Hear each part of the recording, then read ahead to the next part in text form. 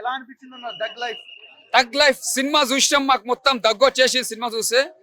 Cinema చూస్తుంటే ఎంతో interest గా వచ్చినాం, ఏదో బ్లాక్ బస్టర్ అని అనుకుంటున్నాం, కానీ సినిమా డిసప్పాయింట్ చేసేసి డైరెక్టర్ గారు. ఎందుకంటే వాళ్ళ పర్ఫార్మెన్స్ బాగుంది, కమల్ హాసన్ గారు కానీ, శంభు గారు కానీ, త్రిష గారి వాళ్ళ యాక్టింగ్ పర్ఫార్మెన్స్ మాత్రం 100కి 100 మార్క్స్ ఇవ్వచ్చు, అంత బాగా చేశారు యాక్టింగ్. ఎందుకంటే ఈ ఏజ్ లో కమల్ హాసన్ గారు ఎంత బాగా యాక్టింగ్ చేసిన గ్రేట్ అనుకోవాలి. ఇక్కడ శంభు గారు గారి యాక్టింగ్ కూడా ఇరగదీసేసిన యాక్టింగ్. ఇక్కడ త్రిష గారు కానీ, నాజర్ గారు కానీ ప్రతి ఒక్క యాక్టర్స్ చాలా బాగా చేశారు. సినిమాలో కొద్దిగా స్టోరీ కొద్ది డల్ అనిపించింది, అంతకు మించింది ఏం లేదు. ఇంకా స్టోరీ ఇంకా బాగుంటే సినిమా ఒక రేంజ్ లో ఉంటుండే. స్టోరీ దగ్గరనే దెబ్బ పడ్డది. స్క్రీన్ ప్లే కానీ, డైరెక్షన్ కానీ జర్ర ఇంకా బాగుంటుండే. రొటీన్ స్టోరీ, అసలు స్టోరీ తగ్గట్టు అసలు ఏం లేదు. అక్కడ చెప్పండి మెయిన్ ఏ రెహమాన్ గారికి చెందుతుంది సినిమాలో. ఎందుకంటే ఆయన కొద్దిగా మ్యూజిక్ తోటి సినిమా తీసుకొచ్చింది, మంచి గుంజుకొచ్చిన సినిమా అని చెప్పొచ్చు. కానీ స్టోరీ ఇంకా జర బాగుంటే ఇంకా బాగుంటుండే. స్టోరీలో మాత్రం ఏమంతా చెప్పుకుంటే ఏం లేదు. ఇంకా బాగా తీసిన ఇంకా బాగుండే. చెప్పలేం బై వన్ టైం చూసుకోవచ్చు. సినిమా యాడ్ అని చెప్పలేం, ఫట్ అని చెప్పలేం, ఓకే వన్ టైం చూసుకోవచ్చు. మెయిన్ హైలైట్ అంటే చెల్లె అన్న అనుబంధం ఉంటే చూసినా అది ఒక హైలైట్ అని చెప్పొచ్చు. అంటే వాళ్ళు లాస్ట్ కలుసుకుంటారు, ఆ లాస్ట్ కలుసుకున్న టైంలోనే కొద్దిగా శంభు గారు చనిపోతారు. అది ఒక డిసప్పాయింట్ చేసేసారు. ఎందుకంటే హీరో అనేది చనిపోతూ ఇక్కడ హీరో చనిపోతాడు, అదొకటి స్టోరీ డౌన్ అయిపోయింది అక్కడనే. కానీ ఇంకా బాగుంటుంది సినిమా. దాంట్లో ఏదో ఒక ట్విస్ట్, ఒక హై ఎలిమెంట్ ఉండాలి, అలాంటివి ఏం లేవు. సాఫీగా అలా సాగిపోతుంటుంది సినిమా. ఎక్కడ కూడా మనకి అరే ఏంట్రా ఏంటిది ఎప్పుడైపోద్దా అనే ఫీలే వచ్చింది తప్ప ఒక హై ఇచ్చే ఎలిమెంట్ ఇలా ముందుకు వచ్చి చూడాలి అనే ఎలిమెంట్ అయితే ఏం లేదు. త్రిష గారి పెర్ఫార్మెన్స్, క్యారెక్టరైజేషన్ చాలా బాగుంది. అభిరామి గారిది బాగుంది. ఐశ్వర్య లక్ష్మి గారిది ఆవిడ క్యారెక్టర్ ని చివరిలో కొంచెం ట్విస్ట్ తో పెట్టారు తప్ప స్టార్టింగ్ నుంచి పెద్ద ఇంపార్టెన్స్ క్యారెక్టర్ లో ఏం చూపించలేదు. అండ్ శంభు గారి పెర్ఫార్మెన్స్, మిగతా వాళ్ళందరూ పెర్ఫార్మెన్సెస్ బాగున్నాయి. But story was regular story and typical Mani Ratnam style of making అయితే కాదు. మణిరత్నం గారు మనకి ఎలాంటి డైరెక్టర్ మనందరికీ తెలుసు, బట్ ఆయన style of making of film అయితే కాదు. ఇది కమల్ హాసన్ గారు తీసేసుకుని మణిరత్నం గారు పేరేశారా అనే ఫీలింగ్ కూడా వచ్చింది. హైలైట్స్ అంటే శంభు కమల్ హాసన్ గారు ఫైట్ సీక్వెన్స్ బాగుంటది క్లైమాక్స్ లో, వాళ్ళిద్దరి మధ్యన వచ్చే యాక్షన్ సీక్వెన్స్ బాగుంటది. బట్ క్లైమాక్స్ లో శంభు గారిని అది చూడండి, అంటే నేను చూడొద్దు అని చెప్పను, you can watch it in theatre. ఒకసారి థియేటర్ లో చూడాలి, ఎంటర్టైన్ అవ్వాలి అనుకుంటే తగ్గలేక చూడొచ్చు, నో ప్రాబ్లం. వర్కౌట్ అవ్వలేదన్న, మ్యాజిక్ వర్కౌట్ అవ్వలేదు. స్క్రీన్ ప్రెజెన్స్ ఏంటో చెప్తున్నాను కదా, మణిరత్నం గారి స్టైల్ ఆఫ్ మేకింగ్ అయితే కనిపించలేదు. ఏమో తమిళ వాళ్ళకి తెలియాలి, ఎందుకంటే వాళ్ళ నేటివిటీకి తగినట్టు వాళ్ళు తీసుకున్నారు. మన నేటివిటీకి మనకు ఎక్కలేదు. తమిళ్లో హిట్ అవ్వచ్చు, వాళ్ళు బ్లాక్ బస్టర్ చేసుకోవచ్చు. ఎందుకంటే రీసెంట్ గా వచ్చిన రెట్రో కూడా మన దగ్గర మనం ఫ్లాప్ అన్నాం, బట్ తమిళ్లో బ్లాక్ బస్టర్ హిట్ అన్నారు. సో ఇది వాళ్ళకి నచ్చొచ్చేమో, మరి తగ్ లైఫ్ వాళ్ళకి వాళ్ళ నేటివిటీకి వాళ్ళకి ఎక్కొచ్చేమో, మనకి తెలుగు ఆడియన్స్ కి అయితే కష్టమే. లేదు, ఇప్పుడు ఆయన బ్రేక్ పడిందేమో అని చెప్పుకోవచ్చు. ఈ సినిమాతో ఆయన బ్రేక్, మళ్ళీ హిట్ కోసం ఫైట్ చేయాలి. ఇదైతే లేదన్న, ఇది శంభు గారికి కాదు ఎవరికి హిట్ అయితే నా వరకు నాకు తెలుగులో మన ఆడియన్స్ కి అయితే ఎక్కదు అనేది నా పాయింట్ ఆఫ్ వ్యూ.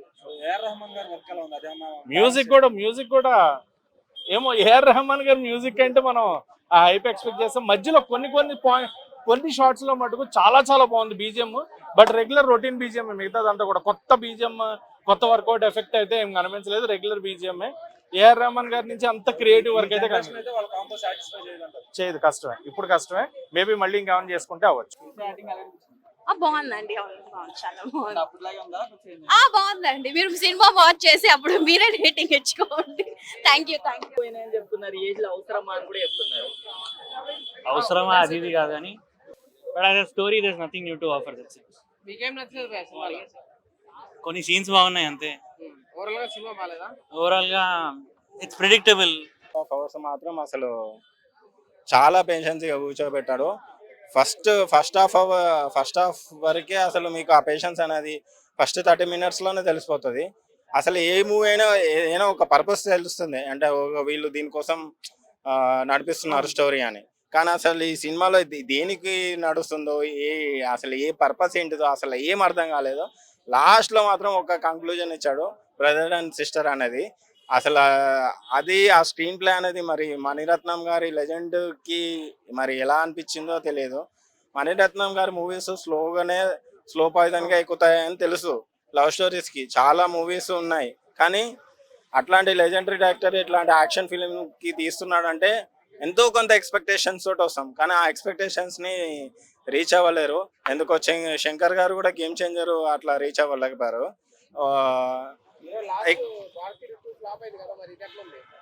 భారతీయుడు ఫ్లాప్ అయిన కనీసం అదన్నా ఒక 2 గంటలు కూర్చొని చూడొచ్చు, ఒక కాన్సెప్ట్ ఉంది. ఇదైతే మరి 2.5 గంటలు అసలు టార్చర్ అది సినిమా.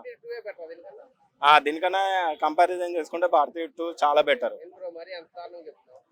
చాలా డిసప్పాయింటెడ్ బ్రో. మీరు నేను రాసిస్తా ఒక 1 అవర్ ఫస్ట్ హాఫ్ అవర్ వరకు కూర్చొని మీరు ఈ సినిమా బాగుంది అంటే లైఫ్ టైం సెటిల్మెంట్. అదే కదా నాయకన్ సినిమా తర్వాత 40 years తర్వాత వచ్చారు.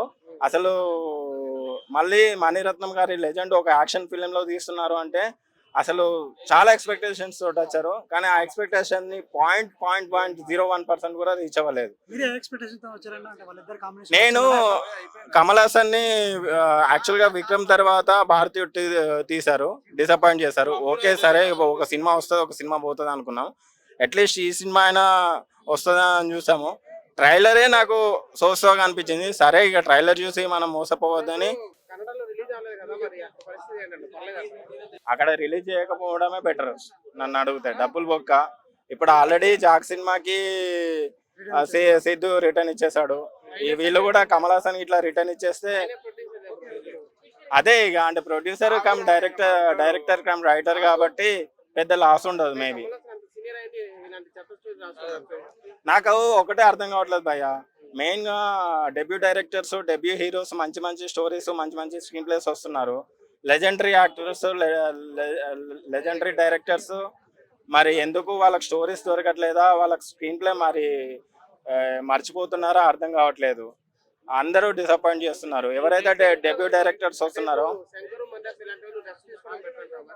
రెస్ట్ అని కాదు, స్క్రీన్ ప్లే వాళ్ళు ఏదైతే ఎక్కడైతే పోగొట్టుకున్నారో అక్కడే వెతుక్కోవడం బెటర్ అని నా సజెషన్. వాళ్ళు ఒకసారి కంబ్యాక్ వెళ్ళి వాళ్ళ వర్షన్ ఏంటి. ఇప్పుడు ఎవరైనా పాత పడిపోతారన్న, ఏ వస్తువు అయినా ఏ మనిషి అయినా పాత పడిపోతారు, అది కామన్. కానీ మళ్ళీ దాంట్లో ఎంతో కొంత పసాన్ ఉంటుంది. ఆ పసన్ మనం వెలికి తీస్తే ఖచ్చితంగా హిట్ ఇస్తారు, ఖచ్చితంగా అది వాస్తవం. అది ఒకటి నోటీస్ చేయాలి. బట్ సినిమా మాత్రం డిజాస్టర్. ఇది అప్పుడు తడిసిపోయింది బాంబు, అయినా సరే పేలట్లేదు. హైలైట్స్ కంటే ఎక్కువ నన్ను డిసప్పాయింట్ సీన్స్ ఎక్కువ ఉన్నాయి. చాలా ఓల్డ్ స్క్రిప్ట్, ఓల్డ్ నెరేషన్, ఈ టైప్ ఆఫ్ కథలతో సినిమాలు తీసి ఇట్టు కొట్టాలంటే అసలు చాలా కష్టం. కొత్త వాళ్ళు కుర్రోళ్ళు వచ్చి 100 కోట్లు 1000 కోట్లు కొట్టే సబ్జెక్టులు రెడీ చేస్తున్నారు.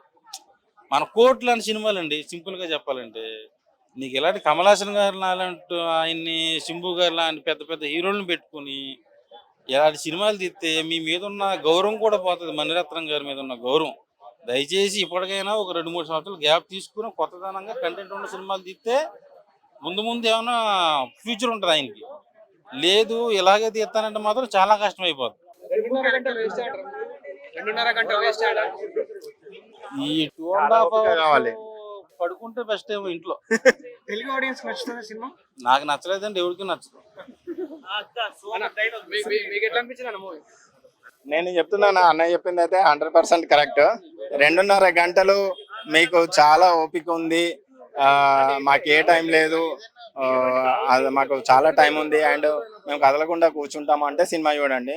లేదు ఓటీటీలో కూడా వచ్చేంత వరకు వెయిట్ చేస్తా అంటే వెయిట్ చేయండి. ఓటీటీలో కూడా మీరు వచ్చినాక కూడా అంతా చూడరు. అసలు సినిమాలో ఏం లేదు, డొల్లా. 2.5 గంటలు మీకు చాలా పేషెన్స్ కావాలి. అండ్ ఏదో లాస్ట్ లో కంక్లూజన్ ఇవ్వాలన్నాడు కాబట్టి ఒక బ్రదర్ అండ్ సిస్టర్ సెంటిమెంట్ పెట్టి క్లోజ్ చేశారు. త్రిషని చాలా అందంగా చూపించారు. సినిమాటోగ్రాఫర్ కి అయితే అక్కడ మార్కులు ఇవ్వాలి. మిగతా మాత్రం బీజిఎం కానీ యాక్టింగ్ కానీ అసలు ఒక 40% సినిమా అయిపోగానే మీకు తెలిసిపోతుంది అసలు ఎందుకు కాన్సెప్ట్ ఏంటి అనేది. అసలు భారతీయుడు 2 తర్వాత కమల్ హాసన్ విక్రమ్ తర్వాత ఎందుకు ఇట్లా డౌన్ అవుతున్నారో అర్థం కావట్లేదు. మరి స్టోరీ ఏం లేదన్న, ఒక అన్నా చెల్లెలు ఒక గ్యాంగ్ వార్ లో తప్పిపోతారు. కమల్ హాసన్ మాటిస్తాడు శంభుకి, నేను మీ చెల్లెని వెతికిస్తా అని. దానికి సంబంధించిన స్క్రీన్ ప్లే అనేది బ్యాక్గ్రౌండ్ లో రన్ అవుతా ఉంటది. బట్ ఎక్కడ కూడా గ్యాంగ్స్టర్ కి సంబంధించిన సీన్స్ కానీ ఎలివేషన్స్ కానీ ఎక్కడ ఏం లేవు. అసలు ఫస్ట్ హాఫ్ తోటే మీరు లేచి వెళ్ళిపోతారు సీట్లోకి వెళ్ళి. సెకండ్ హాఫ్ కూడా చూడాలనిపించదు, అంత వరస్ట్ గా ఉంది. మరి మణిరత్నం గారు లెజెండరీ డైరెక్టర్, మరి ఎందుకు అంత డిసప్పాయింట్ గా స్క్రీన్ ప్లే రాసుకున్నారో తెలియదు. కానీ నాకు ఒకటి అర్థం కావట్లేదు, డెబ్యూ డైరెక్టర్స్ ఏమో మంచి మంచి కథలు తీసుకొని మంచి మంచి స్టోరీస్ స్క్రీన్ ప్లేస్ నరేట్ చేస్తున్నారు. ఎగ్జాంపుల్ కోర్ట్ కానీ బలగం కానీ. స్టోరీయే లేదంటే యాక్టింగ్ ఎక్కడ నుంచి వస్తుంది? ఇప్పుడు మెయిన్ గా మనకు స్టోరీ ఉంటేనే కదా పర్ఫార్మెన్స్ చేయడానికి. కమర్షియల్ సినిమాలో మెయిన్ గా స్టోరీ ఎంత బలంగా ఉంటే మనం యాక్టింగ్ చేయడానికి అంత స్కోప్ ఉంటది. అసలు స్టోరీయే లేదు, ఏదో షార్ట్ ఫిల్మ్ తీసినట్టు తీశారు, కాకపోతే దాన్ని డ్రాగ్ చేసి 2.5 గంటలు తీశారు. అందరికి డిసప్పాయింటెడ్ భయ్య.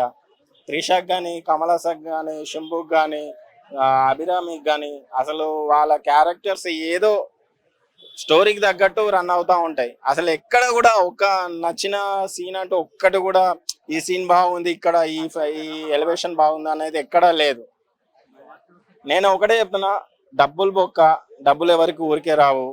మీరు హ్యాపీగా ఇంట్లో ఏదైనా మళ్ళా హిట్ 3 మూవీ ఉంది కదా, అది ఓటీటీలో చూసుకొని ఎంజాయ్ చేయండి. లేదు అంటే నెక్స్ట్ కన్నప్ప ఉంది, లేదంటే మన power star Pavan Kalyan cinema ఉంది. అన్ని కుదిరితే 12th వస్తుంది, అప్పుడు ఎంజాయ్ చేయండి.